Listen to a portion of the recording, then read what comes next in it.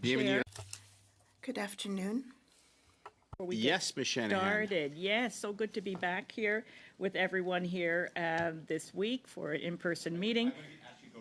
Point of order, Yes. and if it's a kind of meandering, I'll come back to you. So what's the point of order? No. So the point of order does have to do with our agenda today. We've had several amended notices of meeting.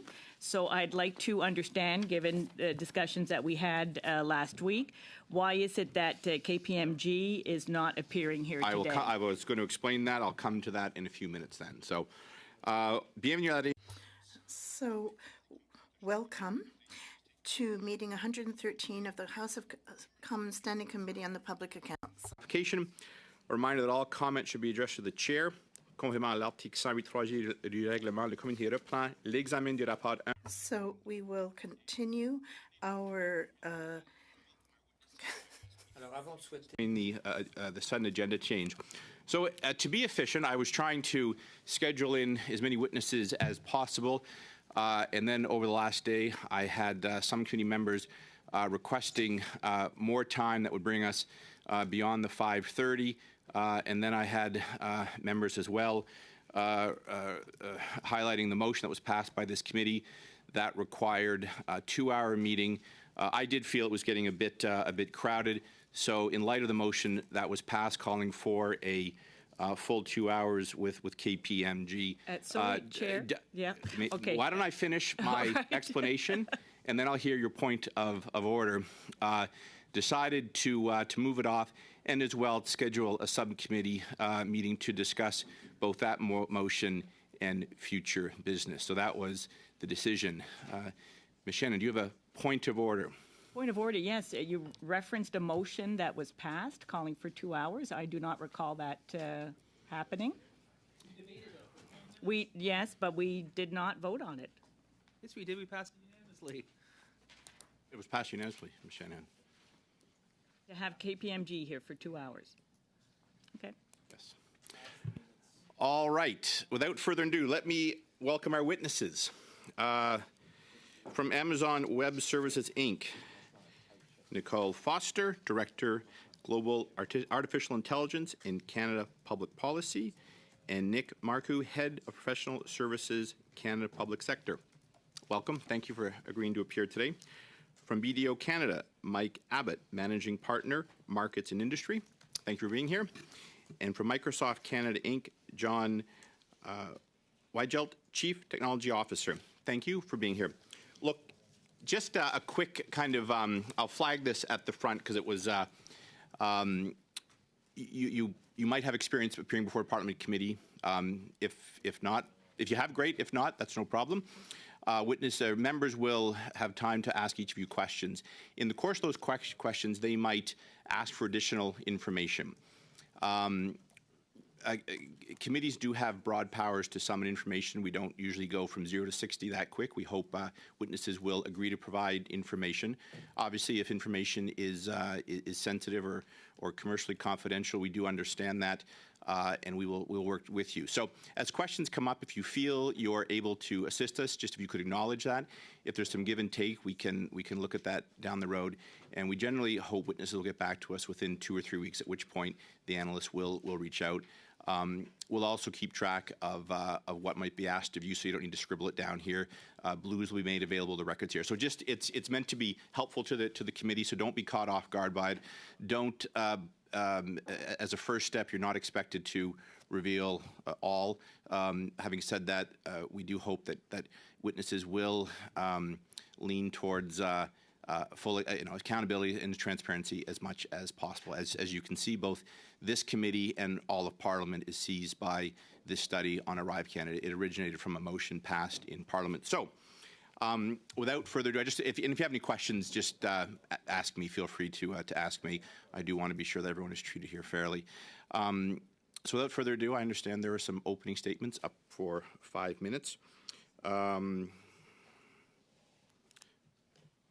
So let's go with Amazon to begin with. You have 5 minutes, please. Thank you. Thank you. Thank you for the opportunity to testify today here as part of your study on the Auditor General's report and to assist you in understanding Amazon Web Services' role as a contractor on ArriveCan. My name is Nicole Foster, and I'm the Canada Public Policy Lead, as well as our Director of Global AI Public Policy at AWS. I'm joined here today by my colleague Nick Marcoux, who is the head of our advisory services for our public sector business. Sorry, Chair, I've lost audio. And then, Ms. Clegg, could you hear me a little bit, or why don't I talk? Okay. Was the audio back from Ms. Foster, or was it momentarily, or Ms. Foster? I couldn't hear anything from what Ms. Foster was saying. Oh, even from the top? I just heard hello, and then it just went completely blank. Would you mind, Ms. Foster, taking it from the top? Actually, why don't you say a few words? Just Thank you. how was your trip to Toronto, or from delightful. Toronto to Ottawa? So A great trip from Toronto. very good. So Can you hear me now? Okay, perfect. please from the top. Thank you, Okay. Ms. Foster. Thank you for the opportunity to testify today as part of your study on the Auditor General's report and to assist you in understanding Amazon Web Services' role as a contractor on ArriveCan. My name is Nicole Foster, and I am the Canada Public Policy Lead, as well as the Director of Global AI Public Policy at AWS. I'm joined here today by my colleague Nick Marcoux, who is the head of our advisory services for our public sector business in Canada. AWS is the world's most comprehensive and broadly adopted cloud service provider. Millions of customers, including the fastest growing startups, the largest enterprises, and leading government agencies, are using our services to lower costs, become more agile, and innovate faster. AWS is architected to offer the most secure cloud computing services available today. We support more security standards and compliance certifications than any other cloud provider, thereby helping satisfy security and compliance requirements for virtually every regulatory agency around the globe. Here in Canada, the Canadian Centre for Cybersecurity and the Department of Public Services and Procurement assess our security protocols annually. These agencies have assessed over 150 of our services, all deemed compliant as meeting their security requirements. Mr. Chair, in 2020, AWS was contracted by the Government of Canada through established Shared Services Canada procurement channels to work with the Canada Border Services Agency and the Public Health Agency of Canada. The objective was to help launch an application that would allow travelers to provide customs information electronically. Given the national emergency created by the pandemic, CBSA and PHAC chose to host the application on the cloud because of its well-known ability to quickly enable innovation at scale. Our work was focused on the back-end architecture of the system. We did not develop the consumer-facing app. In terms of specifics, AWS's work was confined to the two following areas. In the first component, AWS provided cloud services to the ArriveCan program, including data storage, analytics, and security services. This also included a variety of off-the-shelf services that we offer, such as translation, as well as text-to-speech technology. The benefits of using cloud for ArriveCan was the speed of innovation, the ability to meet fluctuating demands, and only paying for capacity that was used. In the second component, AWS provided expert advisory services and training to CBSA to establish the cloud environment for the ArriveCan program. Specifically, we advised and assisted CBSA in leveraging AWS services and security architecture, including design recommendations and code to meet Canada's security requirements. Some specific examples include evidence reports for CBSA audits and compliance with Shared Services Canada guardrails and controls, as well as helping create data storage architecture for pandemic cross-border traffic. We also provided architecture design advice and assistance for ensuring the AWS cloud environment could integrate with other components of the project. This actually required quite a bit of complexity. For example, ArriveCan needed to integrate with the government's firewall configurations and other related security integrations between CBSA and PHAC. Much of this foundational work to enable digital services at CBSA are considered reusable assets and provide the groundwork for other highly secure workloads. Mr. Chair, I'd like to reiterate that our commitment to privacy and security is one of the reasons customers choose AWS. Our extensive security technologies, 24/7 monitoring and alerting, and rigorous attention to all aspects of securing AWS infrastructure are designed to ensure that customers' data can be used only by them. To be clear, AWS did not develop the ArriveCan app itself, and at no point did AWS have access to any personal data from Canadians while working on ArriveCan. All of AWS employees who have worked on ArriveCan are all Canadian citizens and all have the necessary security clearances, which is governed by the Treasury Board standard on security screening. Thank you for this opportunity to speak with you today. Mr. Marcoux and I will endeavor to answer all of your questions to the best of our abilities. Thank you. And thank you very much. I'll turn now to BDO. Mr. Abbott, you have the floor for 5 minutes, please. This is working? Okay. All right, good afternoon. Let me start by thanking the chair, the clerk, and all committee members for the invitation to be here today. We at BDO Canada appreciate the importance of this issue. That's why we're happy to answer any questions that you may have. My name is Mike Abbott. I'm the Managing Partner, Markets and Industry for BDO Canada. I'm a member of our firm's executive, reporting directly to our CEO. One of my mandates is to head up our firm's industry program, including our public sector business and all of our federal government work. We provide a variety of services and solutions to government departments, agencies, crown corporations, in the same manner that we do for private sector organizations. Our work with the Canadian Border Services Agency is provided largely through a standing professional services contract awarded to BDO in September of 2020, following a competitive procurement process. Under the terms of that contract, CBSA can call upon BDO personnel to provide services in 6 specific resource categories. And the nature of that work includes management consulting, business architecture and design, risk management, and other advisory services for business and technology projects. This is how we were first engaged directly at BDO to support the ArriveCAN project in November of 2020. Overall, our work consisted of 2 narrowly defined streams. Our primary stream of work directly for CBSA was focused on management consulting and strategic advice contending largely with accessibility issues of ArriveCAN. The government recognized that it needed ArriveCAN to be accessible for Canadians with visual and hearing impairments and other usage challenges. This work was technically complicated, but our team worked with dedication to achieve the requested results. This stream accounted for about 85% of our work on the project. The second stream was conducted by our LIXAR division, and that was done as a subcontractor through GC Strategies, which had been contracted by CBSA. This accounted for 15% of our work on the project, and this work specifically consisted of getting access to our data scientists, our programming, our application builders around optical reading and reader technology.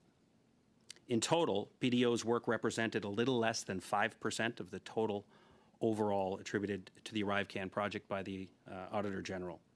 And all of this was completed in compliance with applicable terms and conditions based on statements of works and supported by timesheets and other administrative details. The Auditor General raised no questions with respect to the value for money we provided or with respect to the completeness of our administrative practices or paperwork. It is also true that this work took place under unprecedented conditions due to the pandemic, with an incredible sense of urgency. And having worked with CBSA, we appreciated the vital importance of supporting the safe movement of people and goods in the midst of this health crisis. We felt acutely that our work for CBSA mattered. But none of that meant it had to come at the expense of appropriate controls, and we took steps to ensure that for our part, it did not. Again, we recognize the importance of this committee's work in reviewing the Auditor General's study, and in that respect, would welcome any questions you might have. Thank you. Thank you very much, Mr. Abbott. Turning now to Microsoft Canada. Mr. Weigelt, you have the floor for up to 5 minutes, please. Thank you, Mr. Chair and committee members, for the invitation to be here before this committee today. Microsoft is one of the world's leading public cloud providers. It's also a long-standing technology partner and trusted vendor to the Government of Canada. We are very proud of our social and economic impact in Canada for the past 40 years. Microsoft is built on trust. Integrity and accountability are part of our core company values. We don't just follow and comply with global rules and regulations applicable to us as a service provider. We believe it's our responsibility to establish and model the highest ethical and reporting standards. We believe that we are here today because you are interested in understanding our role as a contractor, as referenced in the 2024 Auditor General's Report 1 on the ArriveCAN app. Let me be clear. Microsoft Canada was not engaged in the development, deployment, or maintenance of the ArriveCAN app. In May 2021, the CBSA wanted to build a mobile app for their border security officers to verify vaccination information using a QR code on a mobile phone. We refer to this app as the BSO app. This app is separate from the ArriveCAN app. The BSO app was intended to process travelers at primary points of entry into Canada, to display and authenticate traveler data for officers, and to connect that information to the ArriveCAN app. Think of it this way. The BSO app was intended to be for border services agents. It's one island. The ArriveCAN app is citizen-facing on another island.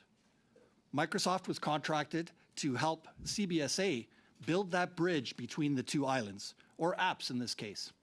CBSA licensed Microsoft Cloud Computing Services and engaged Microsoft to provide related technical advisory services to support CBSA's development of that bridge, which is a connector between the BSO app and the ArriveCAN app. The documentation we have regarding service orders specifically attributed to the BSO app work does not align with the $3.8 million reflected in the AG's report. Our thorough review of our internal documentation estimates the service orders to total approximately $1.3 million.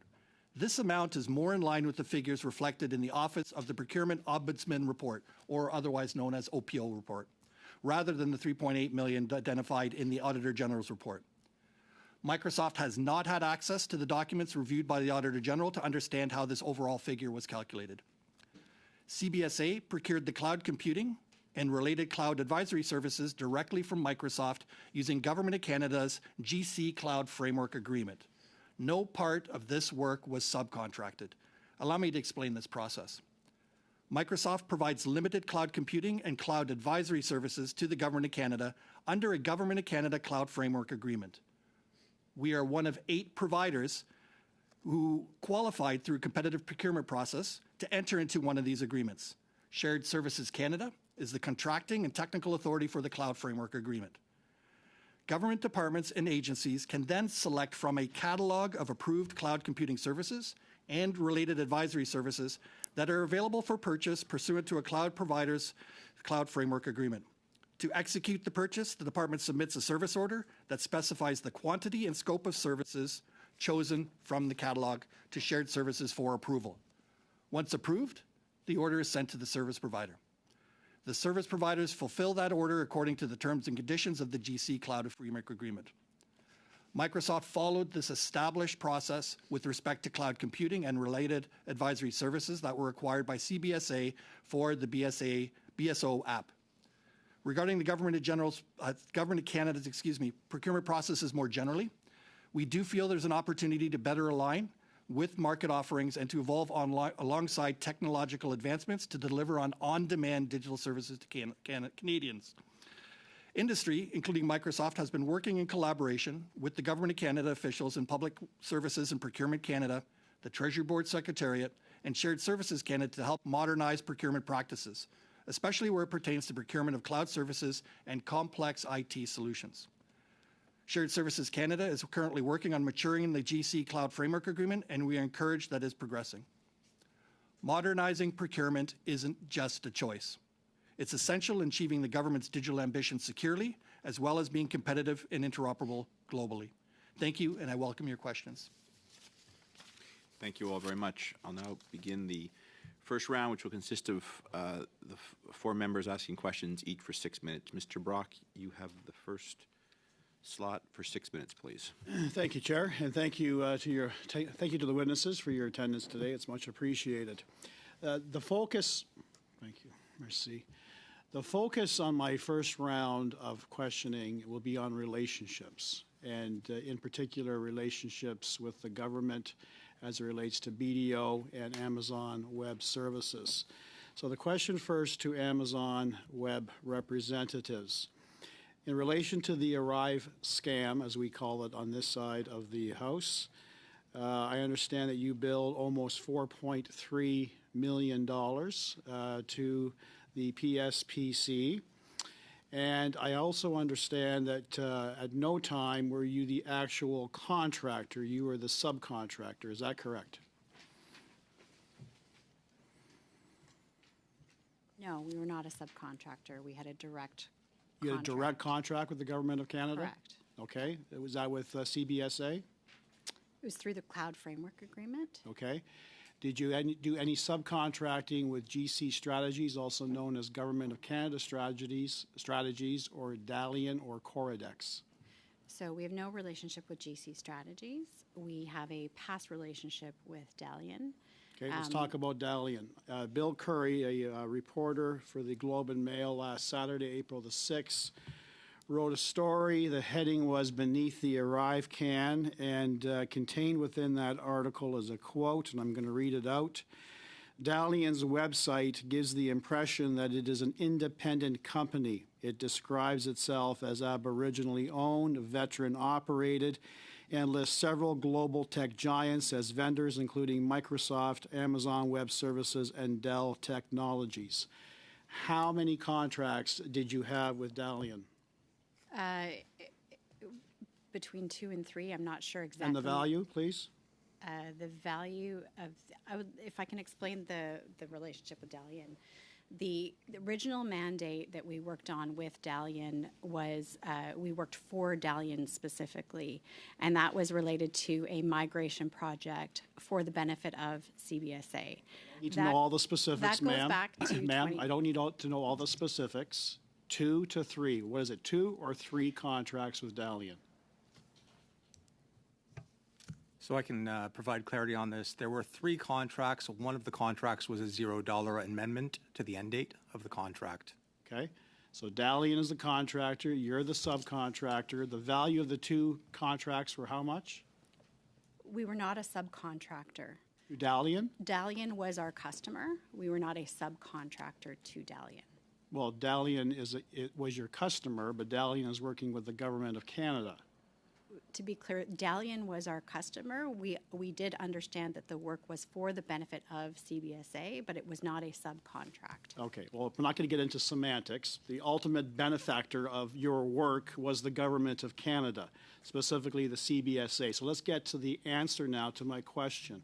What was the value of the 2 contracts that you worked with Dalian? The total value of the work that we undertook with Dalian, I believe, was $1.1 million. For the both contracts? For all of the work we did with Dalian. Okay, and you confirm you never worked with GC Strategies? Never worked with GC Strategies. Did you work with any other contractor other than Dalian? Of the ones that you've listed, or anyone involving the Arrive scam, any other contractors? No, we did not work with any other of the vendors on ArriveCan. Okay, now you, ma'am, Miss Foster, I understand you worked for the Liberal government until 2004. Correct. And what was your role? I was a legislative assistant. For a member? For Minister David Anderson when he was Minister of the Environment. Okay, I understand you're currently a Liberal donor. I am. Right, and your last donation was in September of 2023? Yes, I'm a long-time advocate of women's participation in politics of this country. Okay, and thank you. I didn't ask for an explanation. Yeah. Point of order, Chair. Hold on. I think you know. What is the relevance of this line of questioning? Well. Okay, Ms. Shannon, okay, hold on, Ms. Shannon, that's not a quite a, that's, okay, Mr. Barrett. Mm-hmm. I would like to get us out of here on time, or as close as possible. Now, Ms. Shannon, that is not a point of order. One of your members is up next, and if there's additional questions you have for Ms. Foster, none of us in this room think that political participation is a bad thing. In fact, I think we all encourage it. And I will note that you have dined out on a membership or on a donor card that's been displayed here, and I have not stopped you from doing that. So we will continue to hear from Mr. Brock, and Ms. Foster, who is doing a fine job answering his questions, will continue to do that. And then it'll be one of your members will have the turn. Chair, if I can just say, it's a difference between when a witness volunteers information and when a witness is being particularly questioned about their political affiliation. No, Ms. Shanahan. The point of this is to ask questions and to get answers. Mr. Brock, you have a minute and a half left. Good try. Nice try, Ms. Shanahan, because witnesses, you don't understand. This particular member went on great length to highlight a certain allegiance that one of previous Chair. witnesses had to the Conservative Chair, Party of I Canada. asked This is my time. This is my time. Ms. Shanahan, I said nothing, did not cut you off, certainly, when you were questioning a witness about donations and membership. Ms. Foster, there is certainly nothing wrong with being involved. I appreciate you answering the question. I would ask government members to hold off. In just under a minute and a half, you will be able to ask these witnesses all the questions you like. Mr. Brock, you have a minute and a half. Again, I didn't ask you to expand upon why you are donating. I wanted to know, did you donate in September of 2023? You said yes. And how much was that donation? I make regular monthly donations. Right. I understand since 2005, you've contributed $33,000 to the Liberal Party of Canada. Does that sound accurate? It doesn't sound inaccurate, but I can't confirm that. Certainly. Okay. Moving on to BDO. Similar type of questions. Did you work with GC Strategies? We had a working relationship through our Lixar division. We acquired Lixar in March of 2020. Did you work with GC Strategies, sir? Our Lixar division did. Yes. And so we did. And how many contracts? With ArriveCan, we had one. Yes. At large, I would have to come back and give you the specific numbers. Can you do that for us? I can do that for you. Okay. And how about Dalian and Coridex? Did you work with them? Coridex, no. Dalian for ArriveCan, no. There are, and I'll come back with a specific number. It's in the range of 3 to 4 outside of the scope of ArriveCan. 3 to 4 contracts? Contracts, yes. And you were the subcontractor, Dalian Correct. being the contractor to a department of the Government of Canada. That's correct. A ballpark figure in terms of the dollar value? I'll give you a ballpark, like rough order of magnitude was about 800,000. It could have crept up to $1 million, so I'll give that as the rough order of magnitude. Okay. Collective for the Okay, contracts. time permitting? You got one quick one. One quick one. To Mr. Abbott and Ms. Foster, were you directed by any government official to specifically work with Dalian and or GC Strategies? Can I answer that first? No. Ms. Foster? Not to my knowledge, no. Thank you. Thank you very much. Mr. Chen, you're up. You have the floor for 6 minutes, please. Thank you, Mr. Chair. So we've talked a lot about the technology that you have provided with respect to ArriveCan and to support the work of the government. One of the ideas that you brought forward was the notion around modernizing procurement. Could you explain to us what you see as the current challenges in the way things are done that modernizing procurement would help resolve? Certainly, that can take longer than the 6 minutes we have available today. It is quite a challenging file that has been underway for many years. If I could highlight a couple of things. One is it's very challenging to keep pace with the ever increasing pace of technology. Government procurements have often envisioned a 10 to 20 year life cycle for equipment. Think of trucks or planes. Technology changes far more rapid than that, and we need a way to keep abreast of that type of change.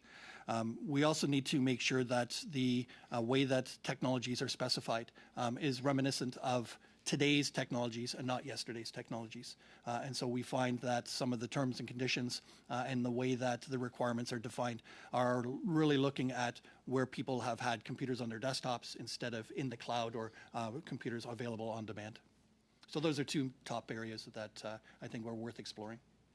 Thank you. You are part of this project that has now received a lot of attention in the public. The Auditor General has said that it has questioned around the value for money. You are one of the organizations that has been part of developing this. In terms of your contributions, you mentioned that Microsoft was responsible for building the bridge between the ArriveCAN app and the BSO app that I'm assuming CBSA officers would be using, and I'm guessing some form of data integration between the two apps. Do you believe that you provided value for money in your contributions to this project? You know, I think I might have spoken too quickly over the examples of the different applications. Microsoft was not involved with the ArriveCAN projects or those applications, nor did we build the BSO app. We worked with CBSA and provided them cloud computing capabilities, both at the application level, let them learn how to build applications, use the cloud services, and then our training and advisory skills helped really skill CBSA in order to be able to use these tools. They created a pilot connector, that bridge between the two islands, and then they were able to use that as an example as they went forward during the COVID crisis and further to be able to then grow on that capability. And so absolutely we feel we've provided great value to CBSA, to the Government of Canada, and to Canadians. So help me understand then. So if you had not built that bridge, how would a CBSA officer, and you might not be the right person to ask this question, but how would they be able to see the information that's inputted into an app that is not connected to the application in front of them? Absolutely. So the BSO app was intended to be on the mobile phone, and it enabled a faster, streamlined approach. For those that were in Western Canada, you may recall having a QR code on your phone that enabled you to go into restaurants in a more streamlined fashion. That was to be the same thing to enable the Border Services Officer to look at the ArriveCAN QR code and then streamline that process. It is our understanding that they had to have two separate applications, which could potentially slow that progress across the border. Okay, moving to AWS, you talked about the work you did with CBSA providing expert advisory services, design advice on architecture. You talked about reusable assets. Could you explain a bit further about what types of reusable assets there are and how they can be applied to support the work of government? So I can take that question. I think from a reusable asset perspective, as we built out components of the ArriveCAN program, things along the lines of security, data management, those types of things, when we were working with CBSA, ArriveCAN was one of the many applications and many programs we were working on them with. The analogy that I like to use to kind of remove the technicality for it is if you're building a condo building, for instance, you build the foundation once. You don't build a new foundation for every condo that you equip. I would say that would be an analogy for some of the reusable assets that we built. Ultimately, for CBSA, things like the authority to operate they were able to gain, the audits that they passed, were essentially reusable assets. So while they may have been built as part of the ArriveCAN program, they're not necessarily for the exclusive use of the ArriveCAN program. They can, at the choice of CBSA or other parts of government, be used for other components. Did AWS ever consider, or is this an area of business that you are involved in developing the actual application itself, like the ArriveCAN app? So we are not an application development firm. AWS, by definition, provides infrastructure and cloud services to organizations globally. So we are not in the business of application development. So as you work to develop reusable assets that can be applied across different applications and purposes within the government, how do they coordinate with you in terms of upcoming projects, other applications that are being developed so that those reusable assets can actually be leveraged? So the contract vehicle, the agreement that we used, was designed by the Government of Canada. It was called the Cloud Framework Agreement, which is the direct vehicle that the Government of Canada engages our advisory services in, typically in discussions with our customers, and we do have many departments that are customers of AWS. They may bring this up to us at some point in time and may or may not engage our services. Ultimately, from an AWS perspective, what we're trying to do is provide innovation, assisting the government through complexity, and then transferring that skills and knowledge to both our government customers and our partners. So ultimately, they don't need to rely on us to consult with us, let's say, on every single aspect that they want to move ahead on. So Thank our you. entire program is about enablement. Thank you. That is the time. Thank you. Just to our witnesses, if we take questions and answers both in French and English, if you could prepare your earpieces if you don't speak French or understand French. Madame Saint-Claude-Gagné du Bloc québécois est prochaine. Elle va vous poser des questions en français. Vous pouvez les... She will ask you questions in French, and you can answer either in English or French.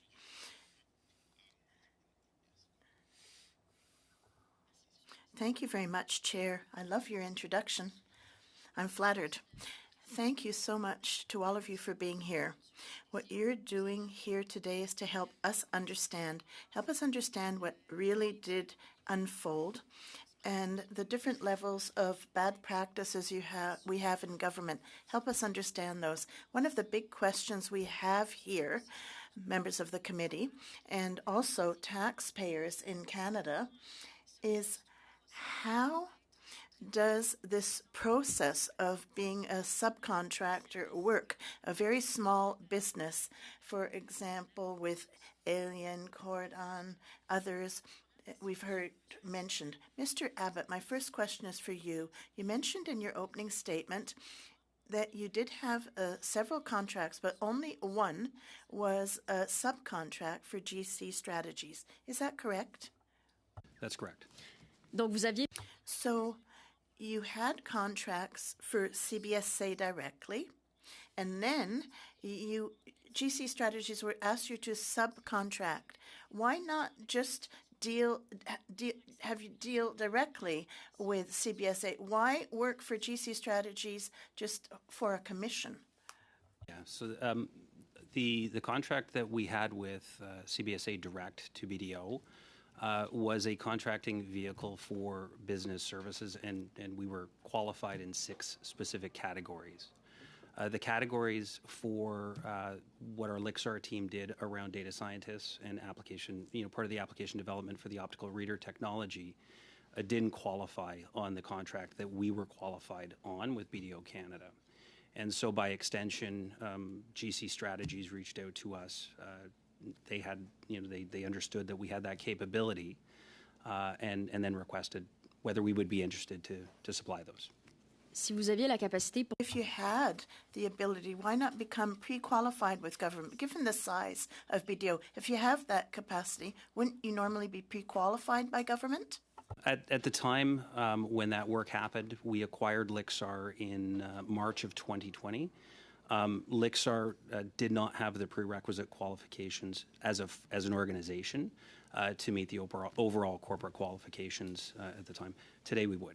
Est-ce le même processus? Is it the same process for the other contracts giving rise to 800,000 with Dalian that was not pre-qualified with Government of Canada, so you had to go circumventing the system by going this route with Dalian? Correct. It was for a technology specific, and our contracting vehicles were for business services at the time. And at the time, we as a firm and an organization did not qualify because we had not had our technology capabilities long enough at the time. Ne trouvez-vous pas... Do you not find it absurd that be a 2-person business that doesn't provide any services to government, whereas businesses that do have the capacity to do the work are not pre-qualified? In other words, taxpayers are paying for a 2-person business to take a 20% commission, going up to, 30 more percent in the case of Dalian, that doesn't deliver service, but they are pre-qualified. Isn't there a problem with government procurement in this case? Yeah, so how I'll answer that is, we don't always understand how organizations win contracts. We certainly see it published on opengovernment.ca. And in that publication, we don't always see how large the organization is. What we see is that they've qualified. Most of us, who operate in this will be able to look at the RFPs and see what the qualifications are, but we won't know and we won't have access to the specifics of how they qualified. Donc, quand vous avez accepté... So when you accepted, in the case of GC Strategies, to work with them, you must have had a meeting with GC Strategies. there's, what is it, an associate in BDO that had a meeting with GC Strategies? There would have been a discussion. I'm just trying to do the timeline of when that discussion would have happened. The work for ArriveCan was done in spring of 2021. A team would have received a call and did receive a call from GC Strategies as to whether or not we would be interested in supporting a piece of work. Yes. So you were not personally in contact with GC Strategies. Someone in your team was. And that individual, that person report to you about what GC Strategies was? Did you do any preliminary research to find out who would actually be responsible for the contract that you would end up doing for government? Because we heard from that businesses in general, consultants firms do a lot of research in regard to risk before signing a contract. Did BDO do that? Our assessment of them as an organization certainly would have relied on the government contracting and the fact that they were a qualified vendor and making sure that they had the contract that they say they had. And there's a certain amount of faith that we would put into that when accepting the engagement. And that was a key portion to our acceptance of that, yes. So you don't have a system to check the size of the business, the type of services that business provides, and how come that business was awarded the contract. Even if that business had no services to deliver, they got the contract, but they did not deliver any services, were not able to do what you did.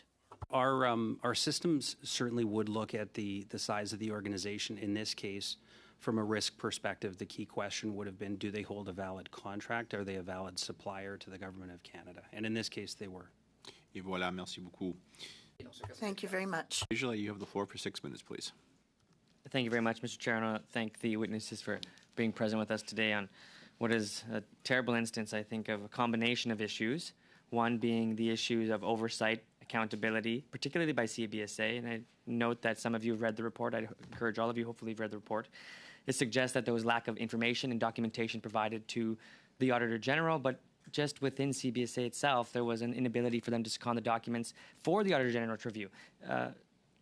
Some of the testimony you just made in response to some of my colleagues' questions, you responded, for example, particularly Microsoft responded with the fact that the numbers, the financial invoices, where the money went, how you're accounting for some of those services was different than what the Auditor General found. I wouldn't dispute the Auditor General's findings because it's obvious that she put a number associated with this work, but I would judge, or try to judge at least, where those invoices came from. It may be the fact that these invoices were billed through the GC Strategies, particularly with work you've done, and they may have failed to report to the government the true cost. Is that a potential in any of your minds? There's no potential for Microsoft that that's the case. So I can answer. We would not have had access to what was ultimately passed through. Our relationship with GC Strategies, we would have billed them as an organization, and it would be I certainly don't have the same set of data that the Auditor General had to be able to conclude, but just to the question of possibility, it would be possible. I think the Auditor General highlighted that it would be possible in the report, and so I certainly not in a position to argue with that. And it could have been your contracted work. Could have. Yeah. Ms. Foster? Or Dalian in this case. It's not possible in the case of GC Strategies. We have no relationship with them. We have very clear visibility on the work that we did with Dalian on CBSA. So the contract that I referenced earlier, most of that contract had nothing to do with ArriveCan. Exactly $98,000 did have to do with the very initial work on ArriveCan, which was pre-pandemic work. And in relation to when you came into contact with Dalian and or in other instances GC Strategies, what was known of these two companies by your companies prior to engagement? if we can go down from responding from all companies, please. Certainly. So we have absolutely no relationship with GC Strategies. Dalian is registered as a reseller of our Surface hardware devices. And so that's why we believe that our icon is on their website. However, we don't have any record of doing business with them. We did do an extensive research on that, and so we don't have a relationship, but we've made money there. I understand. Yeah, I can speak for the GC Strategies component, in BDO. We acquired Lixar in 2020. They had a relationship with Lixar in the past, and a piece of work around ArriveCan was tabled to us, asking us whether we would be interested in providing that service, specifically around our data scientists and around the optical reader component. So a skill set that is not necessarily easy to get. And we got asked whether we would be interested, and we worked through that process to provide them with a proposal at the time. I understand. Ms. Foster? So some additional context around our engagement with Dalian is that was before the Cloud Framework Agreement existed. And at that time, prior to that time, the Government of Canada really did not have an ability to procure cloud services. They didn't, and it is quite different than procuring traditional IT. Traditional IT procurement involves quite often the procurement of an actual tangible asset or hardware, and in the case of procuring cloud or licensing software, they are very different ways of procuring technology. So a part of the relationship of why we often work with very small companies and very large companies who may, for example, be building applications using the tools that they find available to them on the cloud. And there are additional services, for example, that AWS does not provide. We don't provide staff augmentation services. So we do have a number of customers that are looking for additional support beyond the advisory services that we do provide, and there are a number of companies in Canada and around the world that provide those services. No, I understand. No, thank you very much for that fulsome answer. Just back to Mr. Abbott, in regards to BDO's purchase of Lixar, sorry. You're stating that your association with GC Strategies comes via that purchase, correct? Correct. We had no relationship with GC Strategies prior. Was there a risk assessment process done by your company or to determine the exact contracts that they were engaged in? And was it aware to your company that upon purchase that they were engaged in work related to this project? At the time, so there was no work related to the project at the time. I can't speak to the level of the extent of every due diligence that we did around Lixar, but certainly we worked through evaluation. We would not have looked at every contract that existed in the organization, and not a direct awareness of the relationship with GC Strategies when we acquired. No, I understand. So we had several testimonies in this committee regarding some of the contracting of GC Strategies and the awareness of GC Strategies. We understood that there was, quote, a well-known community that GC Strategies was a part of, to which contractors of the government were known to this group. Were you aware of Christian Firth or any members of GC Strategies, even without directly working or engaging with them through Lixar? I can tell you I did not. My experience, I've probably had seen the name GC Strategies and looking at contracts that had been published on the opengovernment.ca, platform over the years, but I didn't have an awareness in any way, shape, or form with them. Thank you. That is the time.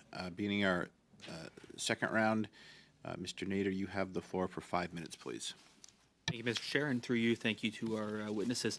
Ms. Foster, can you confirm for this committee what Amazon Web Services believe is the accurate figure for how much you were paid for your work on ArriveCan?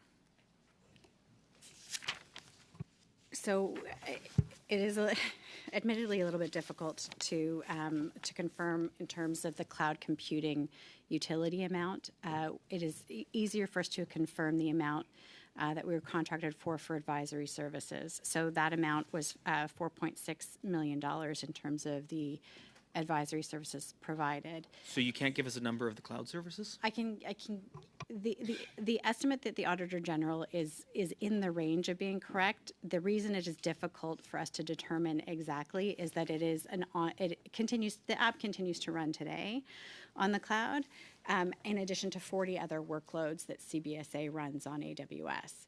So we have assigned account numbers for a number of different workloads. I'm just going to cut you off there. I get the sense of where you're going. Would you be willing to provide to this committee a breakdown of that of those accounts and the amount that you see from the cloud services up until CBSA today's date?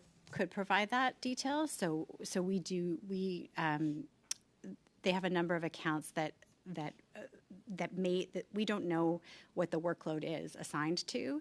So we can't see, for example, which, due to our security and confidentiality, we actually don't have visibility into what our customers are exactly doing in those workloads. So they can tell us that there's a workload assigned to CBSA, and we can provide the number for that account number, but we don't have the detailed visibility on which account is doing what. I may circle back to this because I think there's a lot more there. But who at CBSA was the principal contact for AWS at CBSA? Do you have that? Who was your contact? Yeah, so we had worked with the CBSA technical team. A gentleman named Ken Sang was, I believe, the director. I don't recall his title exactly. He was the director of the technical team that was leading the ArriveCAN program, amongst others. So AWS is a registered lobbyist with the federal government. When AWS met with Min Doan in May of 2022, what was discussed? I was not in that meeting, so I can't confirm the detail of what was discussed. So I would need to verify who was in that meeting, but it could. Could you come back to us with that information? Sure. And what the topic was that was discussed. Circling back just briefly, CBSA has been accused, specifically Min Doan, of actually deleting emails. So I'm going to go back to you and ask that you provide this committee with as much information as you can about the costing for the cloud to CBSA. Even if you're not unable to provide us with the specific accounts, we'd be interested in knowing the broad amounts and what was charged CBSA for cloud services up until the current date, because frankly we can't trust what CBSA has because of deletion of documents. Would you be able to provide us with that? Maybe I will clarify with you what would be useful, but I'm happy to sort of try to be helpful to the committee in their work. We will circle back through the chair for that information through our analysts. Mr. Abbott, can you confirm that prior to beginning your work with BDO, you spent some time with Deloitte? Is that correct? Correct. About 25 years? That's correct. While at Deloitte, were you involved at all or aware of a project called CARM, the CBSA Assessment and Revenue Management Digital Initiative? Yes. Do you consider in your work on that or your awareness of that, were there ever any concerns expressed by CBSA about Deloitte's work on the CARM initiative? I'm not sure. I will for the purpose of ArriveCAN. I'll just put it. I'd say that's some of those questions will be best directed towards Deloitte because I'm representing BDO. But I'll answer from a perspective. There was certainly, like other large projects, points of contention and things that worked well and things that didn't work well. I would not have described it as, points of contention, but certainly things that, where things weren't working. There was meetings of the minds, if you will, and to try to clear that up and move it forward. So you would say that there were challenges or concerns expressed by CBSA about the CARM initiative? I would say similar to any other project where it's large scale in nature, that not everything goes exactly from the day one plan, and I would characterize it that way as opposed to saying that there was concerns. I can speak to it from that perspective. So CARM will be launching on May 13th. Are you confident that it'll launch successfully? I haven't been part of that project for 3 years, so I really wouldn't have a perspective to answer on that. Thank you, Mr. Nader. That is your time. Ms. Yip, you have the floor for 5 minutes, please. Thank you for coming. Mr. Abbott, you had mentioned in your opening statement that 15% of the business through Lexstar, I believe it's called, had worked on with the GC strategies. And could you just elaborate what that was exactly? And do you believe that that was good value for money? So our team got asked to pull together a team around data scientists, some application developers, specifically to help work through different pictures that and for optical reading purposes to be able to read text. It started with I want to say a proof of concept, and then once that was cleared, it moved to a bigger piece. It is I would describe it as a fairly technical skill set and capability. I think there's generally two reasons why organizations get asked to supply. One would be for staff augmentation, and the other would be to achieve an outcome, to acquire a skill. And in this case, it was for acquiring the skill set, specifically from the data scientists. And because, we did not hold the appropriate contracts and resource categories, we could not do that through our own means. But that was the nature of that work. And it ran from April of 2021 throughout 2021. So you feel that was good value for money? What I'll certainly say is, the Auditor General's report and their commentary around value for money, they didn't highlight anything specific around the work that we did. And I certainly, it's a very unique skill set that was brought to the table, and I would not challenge the Auditor General's report. Very well written report. Can you confirm the total amount that you received for working on the ArriveCAN application? Yeah, I will confirm the number that the Auditor General had. We've gone back to look at our records and reconcile back to the Auditor General's number, and it matched the number, which included 85% of that number, which was 85% of the 2.9 is 2.4, was direct from BDO through to CBSA, and the remaining 500,000 was through GC Strategies. So 2.9. Thanks. Have any of you met with Kirsten Firth, Darren Anthony, or Dalian People's Party of Canada candidate David Yeo? No. No. No. No. And who initiated contact between BDO and GC Strategies?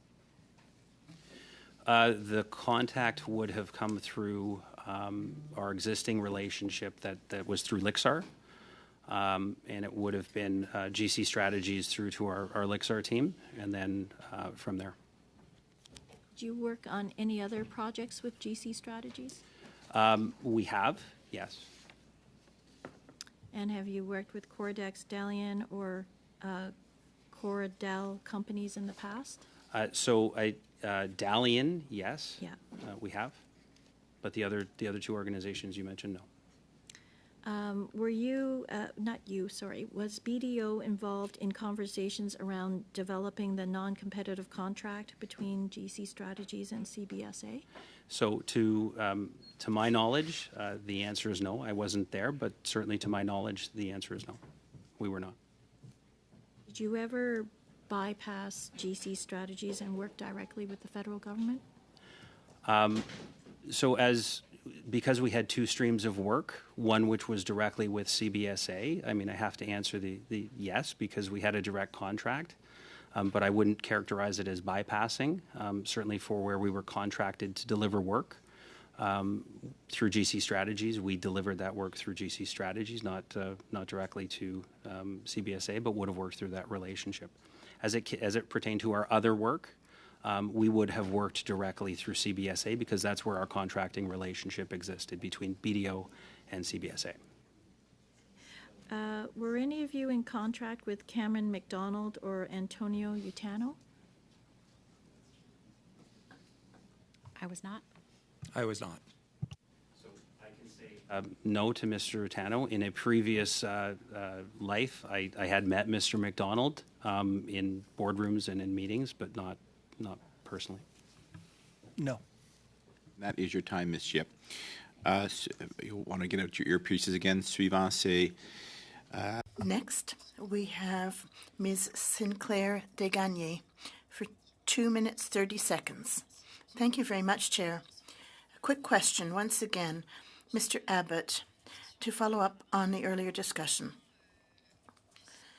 GC Stratters approached you and you said they already had a contract in hand. You had not bid with them, knowing them. Why not having come up with your own proposal?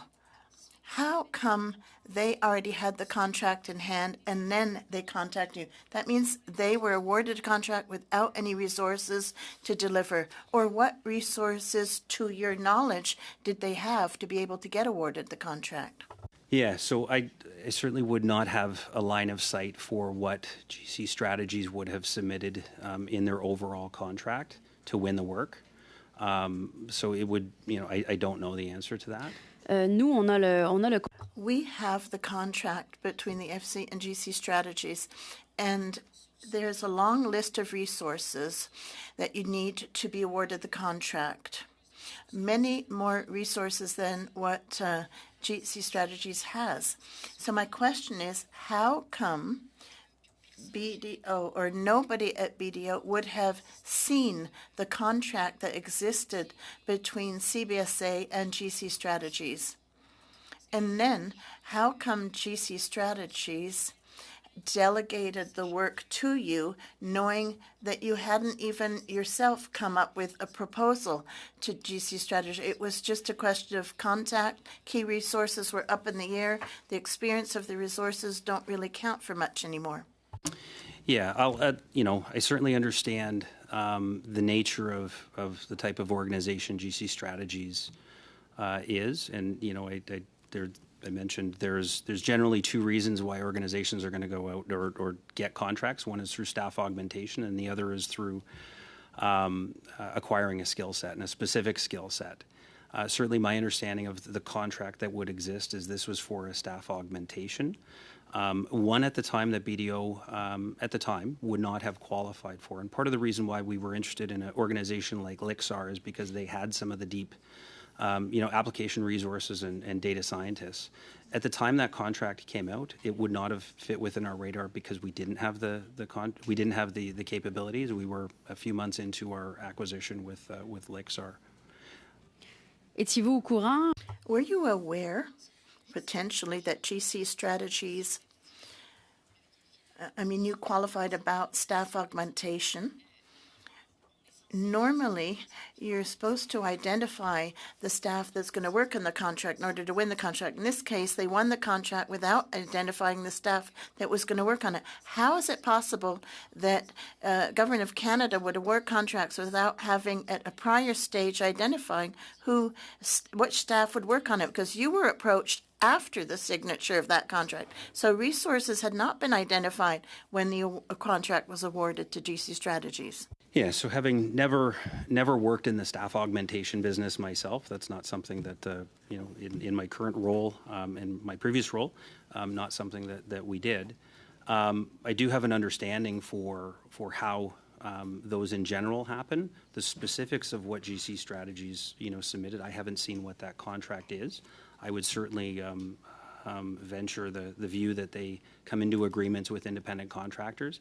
They may have come into agreements with organizations to get the authority to use those resources on their bid.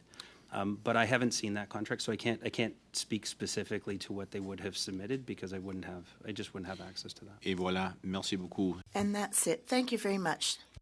You have the floor for 2.5 minutes, please. Thank you very much, Mr. Chair. I want to return to a few items from the last round of testimony, starting with Ms. Foster. You mentioned that you were aware of Dalian, and your relationship with Dalian was one of a customer-client relationship. You denied an accusation from one of our colleagues here related to being a subcontractor. It seems to me if you had awareness of the primary contract or the task authorization of Dalian, and you knew that you'd become a client, or they'd become a client of yours for production of work that they would then use to meet the needs of the task authorization, isn't that the same as being a subcontractor? No, it's not the same as being a subcontractor. So being a subcontractor would mean that you agree to the terms of the original contract. We were not a subcontractor to the original contract. We And were you provided. aware of that when you signed that agreement, that that would be the case for subcontractors? So I can't speak to that. I don't have Why that not? information. I don't have that information. It's a simple question. I Did you have didn't- knowledge, well, Ms. I Foster? was- I'll I ask do it not another have way. I'll direct ask it another way for knowledge. you. You were just agreed. You had knowledge of task authorizations given to Dalian. You knew that Dalian was in fact going to look for subcontractors. You can call it a client-customer relationship, but you did work for Dalian, which was doing work for GC So, Strategies, correct? I cannot agree with most of what you've just said. But did you do work for Dalian? We did work for Dalian. And did Dalian do work for GC Strategies? I don't know if Dalian did work for GC Strategy. Did you know that Dalian did work for the government? We were aware that the work was for the benefit of CBSA. Did you at any moment say, maybe I should contact the CBSA directly? That would have been inappropriate. You believe that it was more appropriate to work with this company, which was one person, opposed to working with the task work with- authorization body We work that with would issue that companies task of all authorization. sizes that do produce work that may be a customer of ours, that may be one person. So you do no reviews of customers. Of customers. Well, in this case, you're calling Dalian a customer. So I'm trying to understand your relationship with Dalian. No, we do You're not. saying- We do not do due diligence on all of our customers. And so you did not, what did you know of Dalian then when you accepted that work? That they worked for the government? Was that it? We understood that they had they needed work from us. They contracted us to do work for the benefit of CBSA, and we performed that work. But you know, as like a public service, you know that that would be strange, don't you know? Especially as a former person working in It's this not place. strange. It's actually extremely normal in the course of our business that a number of companies. And this is exactly why we have this problem. A number is of because of the way that your company is operating and how it's taking advantage of general contractors in this case, and they're Thank taking you, advantage Mr. of us. Desjardins. That is the time. You'll have another opportunity. Turning now to Mr. Barrett. You have the floor for 5 minutes, please. I want to follow up on my colleague's question about Min Doan, who was the Chief Information Officer, who's been accused of destroying documents and records related to Justin Trudeau's $60 million Arrive scam. And this is something that the Access to Information Commissioner is investigating. Is there any reason that come to mind that emails and documents from Amazon would be in the destroyed documents? I don't have any knowledge of what documents were or weren't destroyed. Can you tell us what the total amount in contracts that Amazon has had with the Canada Border Service Agency since 2015? I don't know about the value of the contracts, but in the last year, we did approximately $20 million of work for CBSA. We would expect that number may fluctuate based on usage of cloud computing. How many active contracts do you currently have with CBSA? I believe that all of the work is within one contract or the cloud framework agreement. Will you undertake to provide the total amount in contracts that Amazon has had with CBSA since 2015? Could you provide that to the committee? I believe we could provide that. Thank you very much. How many meetings did the Liberal government have with Amazon on ArriveCan? None. No phone calls? So by Liberal government, you mean the political level of government? Is that what you're referring to? Let's parse it out. Who had phone calls, meetings, Zoom? So there were nobody on my team, which is the public policy team, had any meetings with any government officials at any level on ArriveCan. So no government officials, so no one who worked for the Government of Canada? Nobody who worked for the Government of Canada at the political level or the bureaucratic level. Okay. So there was no connection between Amazon and the Government of Canada, any of its departments, agencies, and Amazon or any of its subsidiaries. There was no conversations. Well, obviously there was client engagement conversations that took place. So there was direct work that was contracted, and so there was absolutely interactions at a working level on this work, but there was no lobbying activity on this work. So there was no lobbying activity as it dealt with ArriveCan? No. So were there any gifts or hospitality by Amazon to government officials? I understand the committee has become aware of a backpack that was gifted to both staff and officials that had worked on the project. And that is all that I know of in terms of gifts. It was a small token of recognition at the end of a large project. So we became aware of it, but even just in your answer before, there's no lobbying activity. So gifts to government officials that are branded with your logo, you don't consider that to be lobbying activity? No. No. So you haven't had any other hospitality that's been given. So just free bags, but no drinks, dinners, coffees, anything of that nature. I think in the normal course of business, there would be minimal hospitality that would have taken place. Okay. Is that something that you've tracked? We do have a corporate policy that outlines what the guidelines are for that activity and training for employees around that activity. And yes, we do have a reporting system. Okay, so it's part of your business model that there's some gifts, that there's some hospitality with government officials and with the private sector. Yes? Okay, yes. And are you able to enumerate the occasions on which it occurred with government officials, who the government officials were, and what the gifts were that were given? So our system is designed to identify who the officials were and what the gift was. Okay, can you furnish that information to the committee, please? I can follow up with that information. Thank you very much. And just to be clear with precision, were there any government officials and Amazon employees who met outside of government offices? And if yes, can that be those details be included in your return to the committee? So in the normal course of business, meetings may take place outside of government offices. They may take place in our corporate offices. They may I understand the concept. I'm asking if you'll provide the details of those meetings in the return that you committed to with respect to your previous answer. I would have to verify, but I do not believe we track that information in terms of the location of where meetings take place. But if it exists, you will provide it? We don't have a regular system to track that, I don't think, but if we do have it, I would be happy to provide it. Thank you. Thank you very much.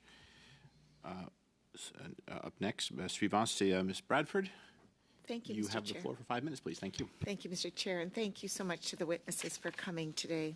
So could each one of the companies please answer the question about how long that you've been doing work with the Government of Canada, just for the record? I'll start left to right. So I was in uniform with the government. I'm not sure if that counts, from 1986 until 2000.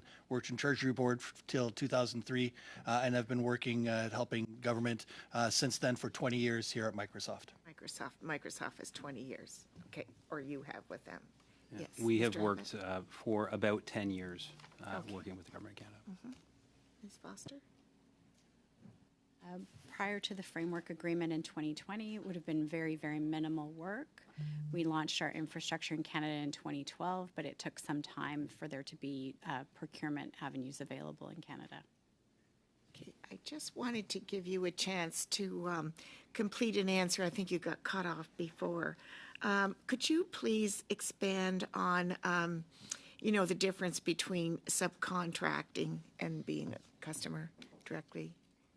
So it's a legal differentiation. When you're a subcontractor, that means that you also adopt the original terms of the original contract. In the case of cloud computing, that is often very difficult, or was very difficult prior to the Cloud Framework Agreement. The Government of Canada did not have existing legal frameworks for procuring cloud, and as I mentioned before, procuring cloud is very, very different than procuring hardware or software. And so quite often, a lot of the terms in traditional IT contracts would be very inappropriate for cloud. And so we would not have assumed the responsibilities as a subcontractor for those terms and services. Instead, would have been treated those relationships as a customer of ours, not as a subcontractor to their contract.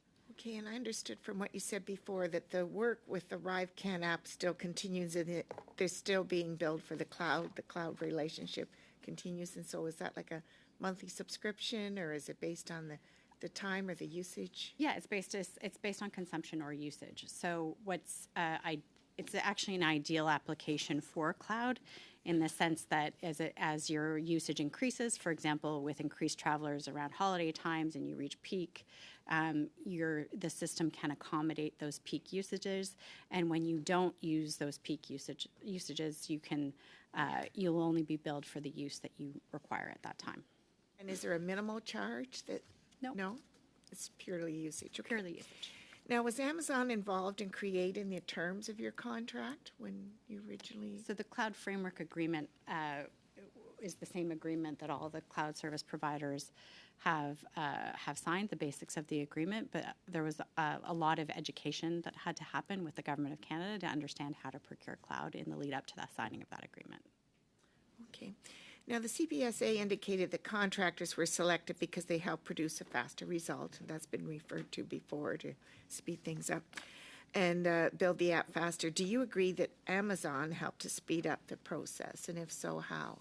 So cloud in general speeds up the process. For example, if you had to ensure that you had a large enough infrastructure capacity to support 30 million users on the flick of a switch, you really would not be able to do that. So most organizations, including the Government of Canada, may not have enough capacity or servers to service that spike in usage so quickly. Even at an accelerated pace of procurement, you have to, decide what you're going to procure. You have to order it, then it gets delivered, then you have to install it, and all those things take time in a private sector context, and in a public sector, it may take even longer. At the time of the pandemic, there was also a limited amount of tech supplies available, so it was a constrained environment. Amazon, our parent company, invented the cloud because of those challenges. So as the company was trying to innovate and build things more quickly and grow, they kept running into the same kind of capacity issues over and over again. So as Amazon worked to try to solve that problem for our company and our own usage, and did that, that's actually where the cloud business was born, was that ability to sort of scale, allow others to scale quickly and grow quickly to reach the capacities or scales that they needed in a short amount of time. So this actually is a great example of where cloud is a perfect use case for when you would want to use cloud. Okay. And can you please explain to the committee about the AWS Notify system? And was this part of the ArriveCAN app? I know you said you didn't actually develop the app, but was the Notify system incorporated at all in that? So travel notification was one of the features that CBSA had designed to respond to policy. It is built on an AWS service called Simple Notify Service. It's a cloud-native service that we provide. We assisted with the configuration as it related to the security for CBSA, but it's a service that anyone can purchase commercially or privately on AWS. And that's your time, Ms. Bradford, I'm afraid. Beginning our third round, Mr. Jennings, you have the floor for 5 minutes, please. Thank you, Chair. There's one thing that I'm quite struck by in today's hearing. We have Amazon, Microsoft, and BDO here, three very large and serious companies, clearly.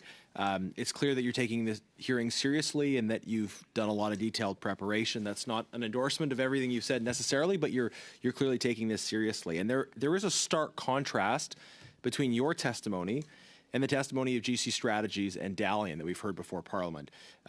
Two-person companies that specialize only in getting government contracts, that were completely unprepared, that were unable to answer critical questions and badly contradicted themselves. And yet, the government has gone to GC Strategies to do most of this project, mostly through sole sourcing, and government officials at one point conspired with GC Strategies to get them parts of this deal. So it seems like a big demonstration of problems in our procurement system that the government has repeatedly gone to GC Strategies and Dalian in spite of the obvious problems that have been well on display before committees. I want to ask of each of you, if your company would have had the capacity to build the ArriveCAN app yourself, and if you could have built all of it or at least done more of it, why didn't you? Why do you think it ended up that it was GC Strategies and Dalian instead of some of these names that Canadians would would recognize. So we'll start with Microsoft on that, as quickly as possible. Absolutely. So Microsoft is a partner-driven company. We have 16,500 partners in Canada that build atop a platform. And so our business model is to enable Canadian organizations to build this type of capability. So you could have built it. We don't build these types of But your tools. partner companies could have Correct. built it. And why? So why didn't you? Why didn't you put in a proposal to the government for your partners to build the app? So our partners would lead that. We would not lead that proposal. And so we were 100% reliant on partners to build on those specialized solutions. Okay, but why did none of your partners do this? I can't answer for my partners. Okay, Mr. Abbott. Sure, and I listen. I certainly haven't seen all of the specs and requirements and stakeholders required for ArriveCan. I can speak to it's an app though, basically. The piece it is, but I can only speak to the pieces that we've seen. And I certainly would not second guess the Auditor General and their findings in terms of what that looked like. Don't have the same level of access to that to those specifications. So to the question of could we have done that, it's speculative. I don't have access to all of the requirements that were there. I realize it's an app, but there's some complicated features, as we found in the optical reader technology. Did you look into building it though? I mean, we never looked at. And why didn't you look into building it? Simply at the time we didn't have the capabilities when this started. We do now. But we didn't. Ms. Foster? My answer is very similar to okay. my Microsoft colleague. I can add a bit of. Well, I get the impression that people don't want to go too far down the road of being critical of the procurement process. It just, and I don't want to put you press you but it seems like a clear problem to me that big companies, names that Canadians recognize, didn't even think to bid on this critical project, and yet we went to GC Strategies, to Dalian, to these two-person shops that did no work and subcontracted it with all of the attendant problems. Happy to share a Sure, couple of quick things for your consideration and the consideration of this committee. AWS would not have bid on a contract like this. It is not the kind of work that we do. However, there are two factors that I think the committee may want to take note of. One is the continued underinvestment in the improving the digital skills of the public service. That is a long-term systemic problem. And, in addition to whether or not public servants could build this, that could be part of the answer. But in addition to that, that part of it is you also don't have procurement officials that understand how to procure these systems properly and design the projects and manage the projects. So it's not just hiring builders, it's also hiring a public service and building a public service that has far stronger digital skills than you have today. And just to comment on that, I mean, the government's position seems to have been that they're not capable of performing a general contracting function for going out and finding the talent to build an app, which is why they contracted to companies who then subcontracted on most of the work. It's clearly a broken system that the government put it out to companies that simply went on LinkedIn, found people, and subcontracted it. I don't know if it's interference or if it's a lack of digital skills or something else. But clearly the system is Mr. badly Jenius, broken. that is your time. Ms. Shanahan, you have the floor for 5 minutes, please. Well, thank you very much, Chair, and I thank the witnesses for being here today. And just on that theme, I appreciate, Ms. Foster, your comments regarding the civil service, that there's clearly a lack of capacity there. It's a long-standing problem that has been exacerbated at different points by cutting of the civil service and certainly alienating people that could contribute to the expertise in this area, and so I appreciate that, and I think that that's probably something that this committee is going to be recommending in the future. I've seen it in other committees, but it's something to be recommended, because I can say that I have a son working for Amazon, and I'd love to bring him back from Seattle to work here in Canada. So back to the questions that were being asked earlier about about the AWS platform. Can you talk to us, and that might be Mr. Marcoux, around the cybersecurity aspects of the AWS platform? Yeah, so specific to our work on ArriveCAN, there was a significant component of it related to security. Security in the case of the federal government is defined by the government in terms of the security controls, guardrails, authority to operate, audit criteria. And so our work was to configure AWS to comply with all those regulations and assure that CBSA was able to pass those audit checks and requirements throughout the whole process. So as part of our engagements, a minimum of 15% of anything that we do we dictate as being security related. In this case, it was a far higher ratio than that, just given that we were configuring systems to contain things like vaccine credentials, passport credentials, personal identification, automated purging and destruction of data, post-retention period. So I would say the bulk of our work was related to security to meet Government of Canada requirements. Well, and thank you very much for reminding us that indeed it was during a period of high emergency, critical period. No one knew, what was going to happen next as far as the health crisis, the pandemic, preparedness, and so on. And so that's why the expertise that your companies were able to provide was critical for us. That being said, we are where we are today because there was the Auditor General's report and grave concerns that she had concerning the value for money, not so much the value for money because it's an enduring application, but certainly the lack of documentation around the contracting and subcontracting that went on. Have any of you spoken to the RCMP regarding the ArriveCAN application? I'll start with Mr. No. Oh, sorry. No, sorry. No, we have not. No. Mr. Abbott? No, we have not. No, we've not. We've not been contacted. I have not been contacted.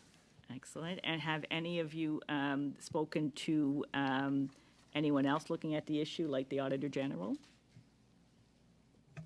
No, I have not. No. The Auditor General did reach out to us to verify the number in her report. That is the extent of our communication with the Auditor General. Okay, very good. We received advance notice from the Auditor General that we would be named in the report. We received advance notice from the Ombudsman report as well. That was the extent of communication. Mm-hmm. We received advance notice from the Auditor General that we'd be named in the report, and we're given the dollar value. Okay, very good. Thank you for that. And if you're asked, will you cooperate with the ongoing investigations into the ArriveCAN application? Absolutely. Mm-hmm. Yes, of course. We've continued to cooperate with all inquiries. Excellent. Yes. Thank you, and thank you very much for your work and your service. Thank you. That's all. All done. Thank you. You have 30 seconds, Ms. Shannon, if you have any other questions, but I think you're done. If any of the witnesses would like to add to previous answers. Mm-hmm. You still have 30 seconds. Yeah. So regarding the work that was done during the pandemic, can you just speak, Ms. Foster, to other work that Amazon may or may not have performed during those early days? I don't have much to add in terms of the work that we did on ArriveCAN specifically. I'll maybe just use the opportunity to promote a report that we worked on prior to the pandemic in cooperation with the Public Policy Forum that looked at strategies the Government of Canada could be using to increase its recruiting and retention of digital talent. And I would be happy to table copies of that report with this committee, but it included considerations around, upskilling current talent, how to actually recruit talent.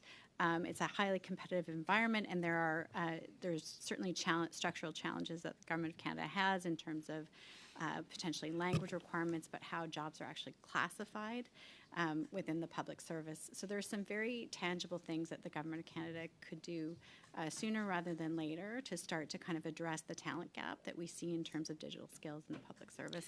We'd also be really happy, and I know other companies share this desire to help the Government of Canada and, through training, all of us offer quite a bit of additional free training that is available not just to Government of Canada employees, but to the general public, and would love to kind of work closer with government to further that goal. Thank you. Thank you very much. Encore une fois, c'est Once again, Ms. Sinclair Desgagnés, 2 minutes and 30 seconds. Thank you very much, Chair. You're ready for the interpretation? Very good. Mr. Abbott, I'm coming back to you once again. Did you see the Auditor General's report as well as the Ombudsman's report on the ArriveCan?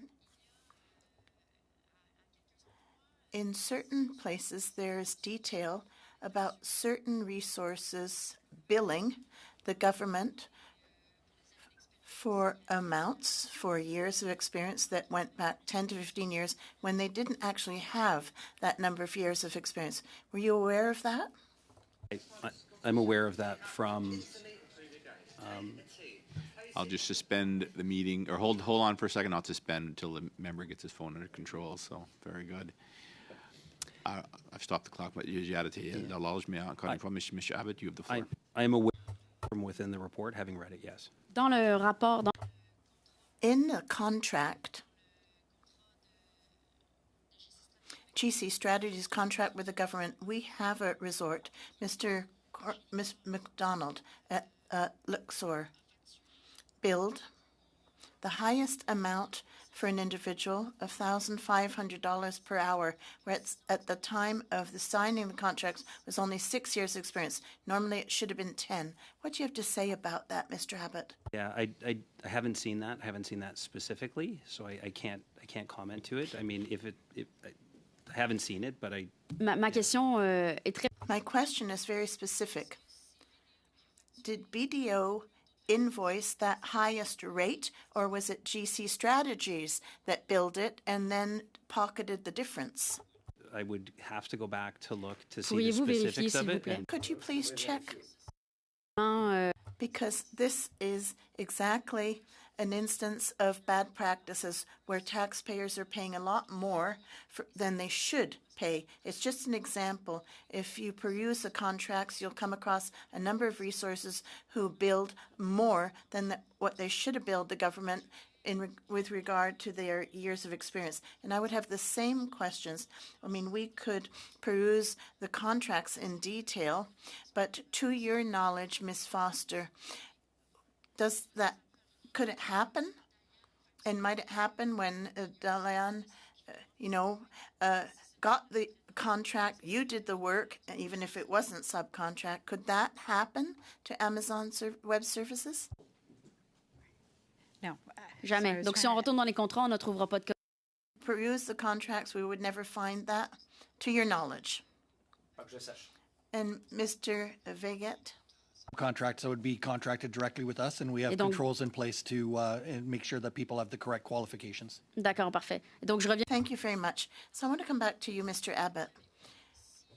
If indeed you were to realize that there was overbilling on the part of BDO, what would you do? Would you reimburse the government for the difference?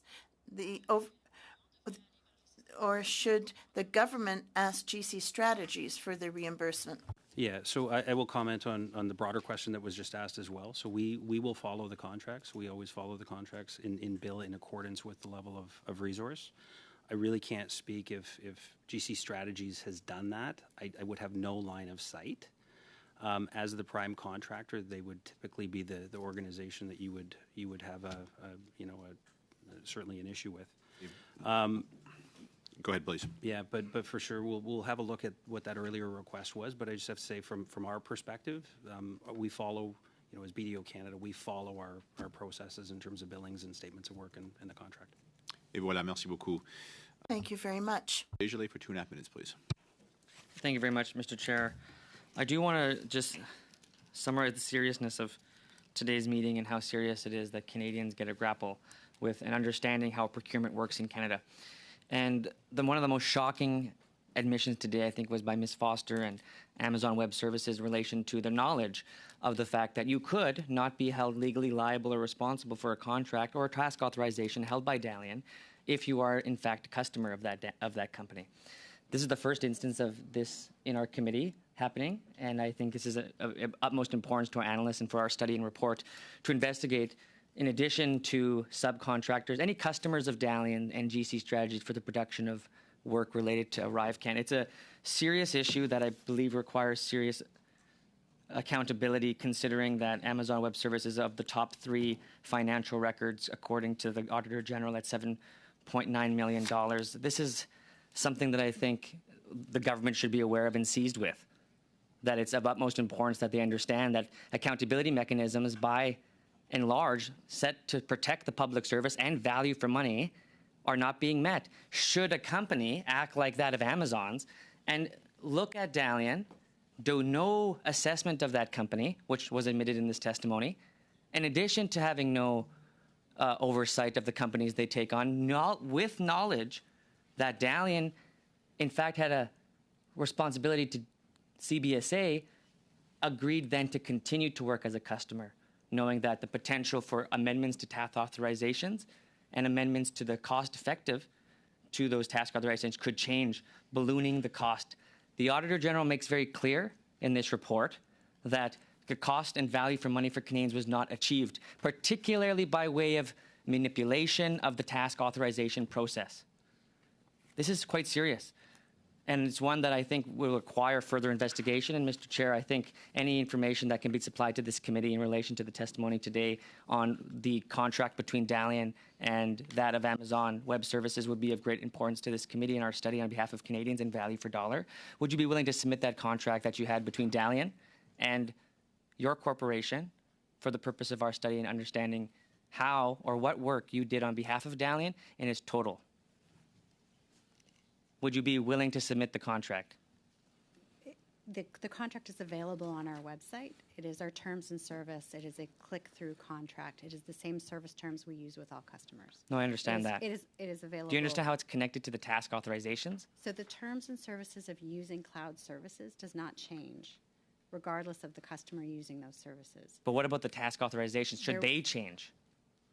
So the task authorization would be a separate question, but you asked about the contract. But you wouldn't be privy to that knowledge, would you? Whether or not Dalian submitted an amendment to a task authorization based on your work, you would not know that, correct? No. Exactly. That's the problem I'm saying, Ms. Foster. That is the issue present to Dalian, and that is the issue present to Canadians. I think there's a no, slight please, Ms. Foster. It's important that it is important no, that you understand how cloud let, services are. It's not a question. Actually, let me interject. It should be a question. Let me interject. Your time has expired. I listened just because I wanted to see where you're going with it as well. The analyst had some questions about your request. So please. For me, could you just explain your concern and how you see the committee? I don't think I want the witnesses to answer it, but I'd like us through me and the analyst for the analyst just. Yeah, no, thank you, Chair. That's an important question. The task authorizations, to which the Auditor General says there was amendments to, those task authorizations, particularly the task authorizations that were amended by Dalian. Those task authorizations may, in fact, implicate additional work done by Amazon Web Services that was not in the initial task authorization, which was one of the recommendations of the Auditor General. So just speaking to the Auditor General's recommendation on understanding why amendments to task authorizations were taking place, without knowledge of where Dalian came up with the need for those production of amendments, is an important process in understanding how the costs could increase. And as a customer of Dalian, Amazon Web Services, we don't know the relationship is the problem between the work that they had done, the task authorizations, and Dalian. So I think this is incredibly important. Okay. And so I think that we need information related to the amendments of the task authorizations and its applicability to the work of Amazon as a customer of Dalian. Okay. I hope that was somewhat helpful. Yes. I think we'll pick this up again in the subcommittee. Ms. Foster, as a starter, it's publicly available. Could you submit it nonetheless, just the contract that is available? If we have further questions, we'll come back to you. Is that fair enough for a start? It's very simple to perform that. Happy Perfect. to do that. Thank you. Collection of documents. Yeah, through me, and go ahead. Just on the, through you, Chair, correspondence related to to the tasks of Dalian and the outcomes or deliverables related to the work that Amazon Web Services had done that are directly cited in the task authorizations. Any relevant information that Dalian, through a task authorization that was then offloaded to the work of Amazon, we need to know what that work is. Yeah, we might. I'd be curious to get an answer from Ms. Foster, but we might have to circle back around. Is that something you could provide, or? We don't operate under a task authorization system, so no, we wouldn't be able to produce it because it's not how. That's helpful. Thank you. Our work is engaged. Them and Dalian. I would have to see what we would still have. I mean, the work that we did with Dalian was over 5 years ago now. Okay. I think it'd be important to see the information. Tell you what, Mr. Desjardins, let's discuss it in subcommittee business. Sure. Ms. Foster has proven to be a candid witness today, and if we have questions, we'll get back to you, and we'll see where we end up. And I do hear what you're saying about the timeline. So I'd rather have a longer discussion when we're not on the clock. I have two more members to ask questions, but your concerns have been flagged, and I think we will certainly discuss it, and we'll see where it goes. Is that all right for now, Mr. Desjardins? But your concerns have been raised and noted. I'll turn now to Mr. Genuis, the second last member. You have the floor for 5 minutes, please, and Mr. Chen will finish up for the day. Over to you, Mr. Genuis. Thank you, Chair. Ms. Foster, I want to ask you about the contracts that Amazon had with Dalian. You had said earlier worth $1.1 million in total. Were all of these contracts ones for which CBSA was the ultimate beneficiary of the work? Yes. So the initial program of work was really related to a migration that had nothing to do. They needed. I understand they were distinct from ArriveCAN. Yeah. Okay, so they needed assistance with migrating workloads to the cloud. That support was provided, and then there was it is less than $100,000 of work that could be that we can sort of identify as being related to ArriveCAN, but it was a very minimal amount of work. So it was migrating services to the cloud, doing that for Dalian, for which CBSA was the ultimate beneficiary. Were there multiple companies working for Dalian on these projects, or were basically you were the ones that were providing that work for Dalian? On this one, we would have no line of sight on who Dalian was working with outside of us. Okay, but for the specific project, you didn't have line of sight on any other companies involved. They received a contract for CBSA to do what in general? To do that same migration? We don't know specifically what their contract was for with CBSA. And in the case of this migration piece of work, we just had our own contract. We were not working with any other firms at the time and had no visibility. Okay, but these were CBSA files or CBSA information? It wasn't Dalian internal files. It was CBSA's information that you were moving to the cloud as part of a contract that you had with Dalian. Is that correct? It was CBSA workloads. Right. Okay. So you were moving CBSA workloads to the cloud, but Dalian had hired you to do that. Dalian is notionally an Indigenous company, which means that it benefits from Indigenous set-asides in procurement. Is Amazon an Indigenous company, and were any of the employees who worked on this project for Dalian Indigenous? No, we are not an Indigenous company, and there may have been employees that were Indigenous that worked on the project, but I can't say yes or no. Okay. Do you have a sense of what percentage of your overall workforce is Indigenous?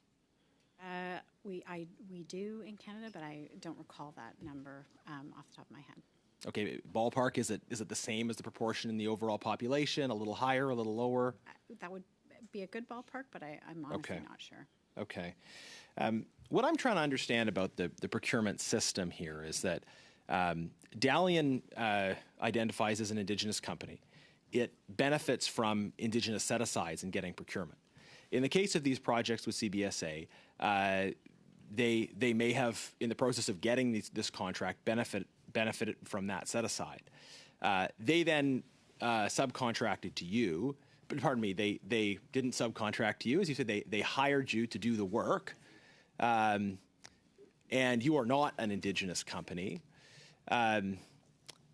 So that it seems like a good deal for you. You were hired to do work. It seems like a good deal for Dalian in that they don't have internal IT capacity. They presumably didn't add value to the project. They made money, you made money, but because of their involvement, taxpayers paid more, and this seems like a pretty significant manipulation of the Indigenous set-aside rule. Do you have a sense of why Amazon didn't just get this contract directly to move those files to the cloud? Is it because of a requirement around Indigenous procurement, or is there some other reason why you didn't get that contract directly?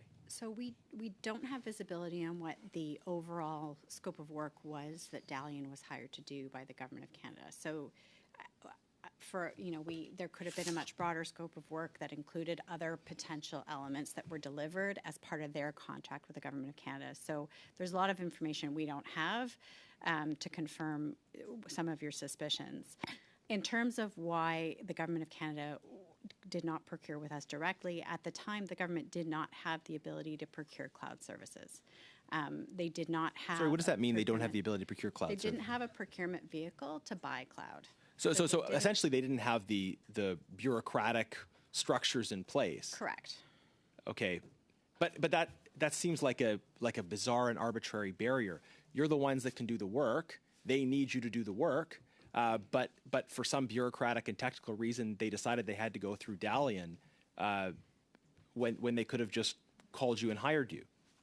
I think you are pointing to some of the elements of why having really good procurement policies in place is really important. So having appropriate practices and policies in place to buy the technology that you need is an extremely important element in thinking about any digital transformation initiative, whether you're a government or a private sector enterprise. There are elements that you have to have in place in order to do things well. One of those, which I've mentioned earlier, is the appropriate kind of talent and workforce to actually lead the project. Another really important element is the ability to actually procure what you need and have the right rules around the procurement of that technology. The third actually is an extremely important element for the people in this room, and that is leadership. These are change management projects. They require leadership in order to drive and ensure that they're able to be executed. Change management is extremely difficult in any organization, and it's especially difficult in a public sector one. And then the fourth is understanding how to actually budget for operational expenses in an IT environment. Traditional IT procurement is for capital assets, and most organizations are still grappling with how to budget for those expenses in an operational sense.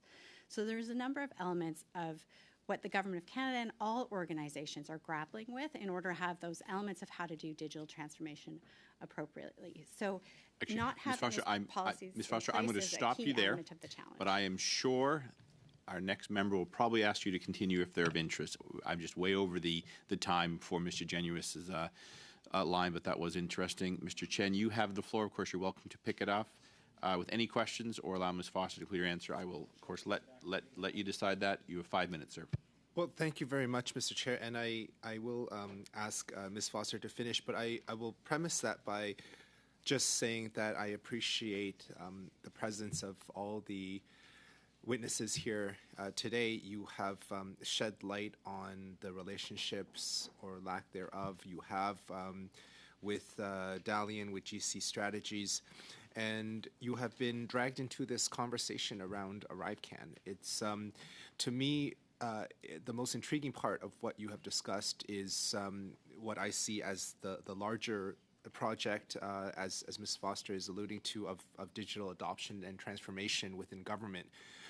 It certainly is a monumental task, but this ArriveCAN situation, I believe, has certainly provided important lessons that government can take forward as we continue down a road of increasing technology.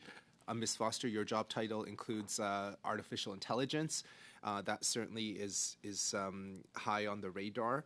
And the challenges you have highlighted with respect to the leadership that's needed for change management, the modernizing procurement that was raised earlier, and certainly building the understanding of technology and the capacities within government itself. So, please, Ms. Foster, please continue with your testimony. I was getting very quickly to wrapping up my point, but these are the 4 pillars that organizations need to consider as they embark on digital transformation projects. The other thing that I would love to leave this committee with is that we know that Canadians are eager to interact with their government and access government services on a digital basis. So, the experience of the pandemic was an acceleration of some of those out of necessity and the need to social distance. But we know that Canadians have become very accustomed to accessing services digitally, whether it's buying things on Amazon or listening to music on Spotify or applying for a driver's license. So Canadians want to be able to access these services digitally. I think is a really important it is extremely important that government is able to undertake these projects in the way that Canadians expect in terms of accountability and due diligence, and a very, very high bar on security, which we wholeheartedly support. But we have to make sure that the systems that we're working in are actually designed for the purpose of the objectives that we're trying to meet on behalf of Canadians. And so, these are difficult. It's always difficult when maybe a project doesn't go as well as people would like. Many of us have been involved in both successful projects and projects that you learn a lot on. And, we have to ensure that we don't give up on trying to achieve those goals.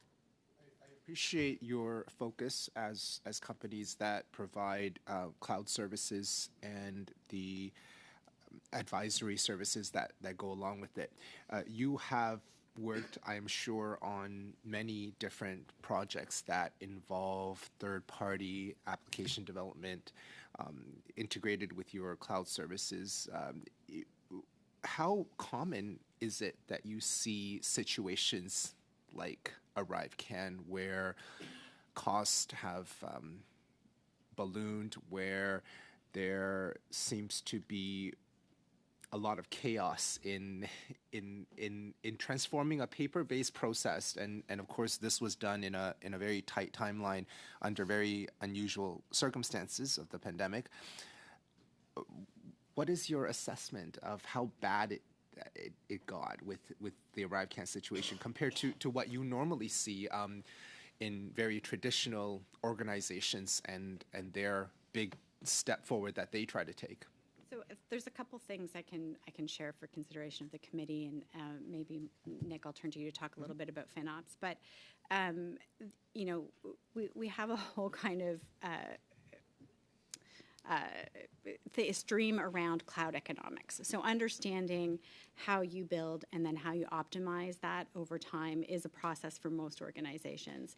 So when an organization starts to migrate workloads to the cloud, and that could be our cloud or other clouds, you generally see the initial stages of that really quite spiking in cost, because as organizations are building, they're using more services, they're accessing professional services to support that, and learning as they go. And then customers, so you see a stark climb in the beginning of those efforts. And then as customers become more sophisticated about their use of services, what you see is this as a process of optimization. So the trend is that you become more sophisticated at how to use those services, and we work very closely with customers to try to reduce their costs. So it's part of what we do. In addition to that, our company has reduced costs over 130 times since we launched our business in 2006. So we're always trying to find those efficiencies within what we do, but also working with customers to find those as well. And maybe you can talk a little bit about some of the specific kind of work that we do around that. Yeah, so I would say to answer your question around how we engage and what we're seeing globally, clearly there's a global trend towards digital innovation. We see it every day, generative AI, several technologies. The reason we have a public sector focused business in Canada as AWS is to enable this in Canada. We as well are a partner-driven organization. Certainly you can hire and access AWS engineers, which was the case in our team, to help accelerate, to help identify and demonstrate new technology. And our advice was and will remain, Canada should continue to push forward on innovation and employ the organizations that are leading this innovation globally. Thank you. That is your time. And thank you, representatives from Amazon Web Services, BDO Canada, Microsoft Canada, for your testimony today and participation in this study in relation to the Report 1 of ArriveCAN. You are all excused. We're going to continue some committee business here. I know there's some follow-ups that will happen as well, and we look forward to receiving those. Thank you very, very much. Would members like me to suspend for 2 minutes? Yes, I will suspend for, I know we're getting close. I do have resources. My intention is to finish up quickly. I'll suspend for 2 minutes.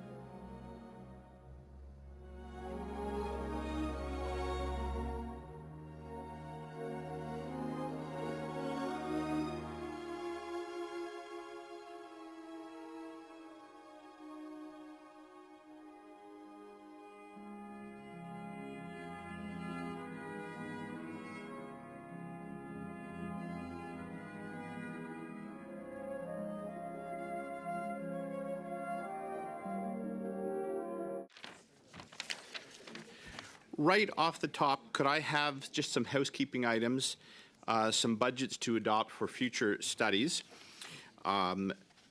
Looking for Report 2, Housing and First Nations Communities. These are all sent to you for $1,500. Could I have approval for this budget, please, or any opposition? That is passed.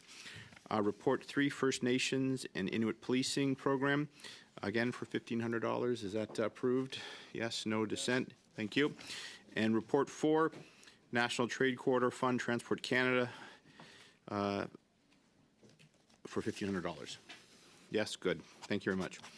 Very good. We're going to go over the subcommittee meeting we had recently. And of note, I'm just negotiating with the subcommittee members for a follow-up meeting based in part on any feedback out of this and just kind of plan next steps. I will say off the top, the deadline for ArriveCan witnesses, as per my email, is tomorrow noon. Given that it's caucus day, that probably really means tonight for most members because we're all locked up without our devices, or at least some of us are, for caucus meetings. So just flag that to you and your teams. So if I could ask the subcommittee meetings members to meet me right after the meeting, so we can try to agree on a time for the next meeting. All right. So on March 21st, why don't I'll go through this and then see if I got it more or less correct, and then we'll pick it up from there. So I'm just going to go through it. There's about 8 points. On March 21, your subcommittee met to discuss and prioritize upcoming business and review the calendar. We will have a meeting on the 11th on Report 2, Housing and First Nations Community. We'll have a meeting on the 16th on Report 4, National Trade Corridors Fund. We will then have Ms. Anand in the first hour on the 18th. This is per a motion that was passed by this committee, but also was discussed and approved, reinforced in the subcommittee. And we'll have the OAG, the Auditor General, on the main estimates in the second hour. This is again was discussed in subcommittee. It's also something that we as a committee do automatically. On April 30th, we'll meet on the topic of Report 3, First Nations and Inuit Policing Program. These studies reflect the priorities alongside Arrive Canada as provided by the parties of committee. I suppose I would note that I think everyone agreed on there were a number of kind of top priorities, and I would say that everyone, as provided, we kind of settled on everyone's top two lists. Some parties had a longer list. Others were quite focused. And so what I did with the calendar was fill up what was agreed to. There was a request from Mr. Desjardins for possibly additional studies on the Indigenous studies. And before we went too far down that path, Mr. Desjardins agreed to first have these meetings, then we'd come back to subcommittee to discuss next step. The clerk and I are still working to find a date for Minister Blair as per a motion that was passed by this committee. And we've scheduled, as per the study on the Public Accounts 2023, with the Bank of Canada and the CPP Investment Board. This had previously been agreed to as part of a broader study of the Public Accounts 2023. We were able to hear from witnesses from the government members as well as the Bloc Québécois, and these last two are for the Conservatives and the NDP. We will also be hosting an informal meeting with Indonesian lawmakers on their Public Accounts Committee on May 23rd after our regular meeting. This obviously is more in the area of our diplomatic relations as lawmakers. They're hoping to come in to see our committee in doing its normal business in public, so we'll try to find something on the calendar for that and then to have a discussion with them afterwards. And finally, we finalized wording for INAN committee letter, which was distributed to you all and then sent to that committee again as per a motion that was passed in this committee. So that's really the discussion we had, and the best that I could distill it with the assistance from the clerk. So I'm happy to take comments on it and we'll see where we're at there. I think Mr. Desjardins was first. No. Oh, pardon, Madame Sinclair Desjardins. Je m'excuse. C'est pourquoi on a notre greffe. I do apologize. That's why we have our clerk to help us. Thank you. Very quick question. You mentioned Ms. Anand. Could you remind us of the context of the topic? Peut-être trouver notre motion. Peut-être tu peux me parler. With regard to Ms. Anand, I'll have to look that up. It was for 1 hour, and our clerk will look for the motion. Back to you, Madame Secretary. Did you have a point you wanted to raise, Mr. Desjardins? Not a point, but just for the members who weren't present at the subcommittee on the two reports specific to the ones that the Auditor General tabled.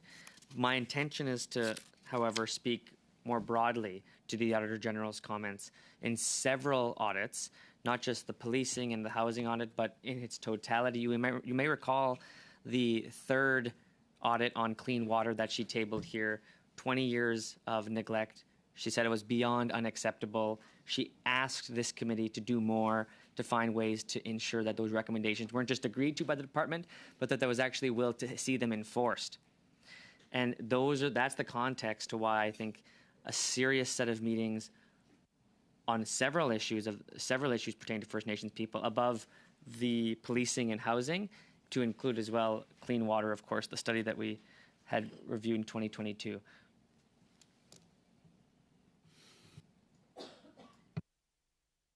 Other comments? Are members satisfied? And of course, the subcommittee will pick things up again soon. Yes, Ms. Yip. I had also mentioned that I would like these studies to be considered. The first report under Canadian Net Zero Emissions Accountability Act, and as well as the discretionary powers to protect species at risk. Thank you. Thank you.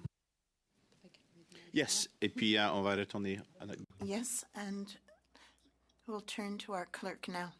So with regard to the motion for Ms. Anand, the committee invite the Treasury Board President, Anita Anand, to appear for at least 2 hours on the ArriveCAN study, and that the meeting unfold in the 3 weeks following the adoption of the motion. Oui, encore une fois, Madame Secretary. Oui, non, c'est juste... Once again? No. I just wanted to answer, Ms. Yip, or we could address this in the subcommittee, but in answer to a question in the meeting on the 4th, that had already happened.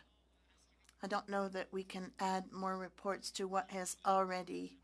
Well, we'll talk about it in the subcommittee. Any other comments? Yes. All right. Just a note to the subcommittee. We will probably begin to meet more frequently so we can have an airing of witnesses and a discussion about priorities that will come from both the government side and the opposition side to plan out the calendar. So if there's nothing else, I will just highlight that our next meeting will be on Thursday. Report 2, Housing and First Nations Communities. The witness list for ArriveCAN is due tomorrow. Any other comments? And if not, I'm going to ask the subcommittee members to come up here right after I adjourn the meeting. This meeting is adjourned. Very good. The meeting is adjourned. Thank you.